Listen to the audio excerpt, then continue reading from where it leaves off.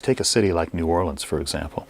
In New Orleans, the early jazz musicians, the early musicians in that town, the slaves, the people who were the Creoles, who were the lighter-skinned people, who were sort of the mixture of the French who had settled there and the blacks, would have been listening to all kinds of stuff. Everything from French operetta to the courtly French dances like quadrilles and minuets and that kind of stuff, bagatelles, that kind of music. And they would have been incorporating that even into where they may have been playing. So you get somebody like Jelly Roll Morton, for example.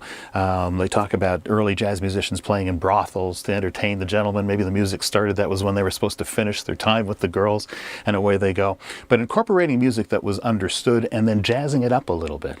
Well, you know, that whole sense about jazzing stuff up a bit, you get a lot of that stuff happens in metal as well.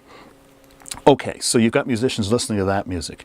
Musicologists will talk about a purity of it moving from the blues to rock music, and, you know, country and westerns inside of there as well. And then from rock came rock and roll, and then from rock and roll, popular music, and so on.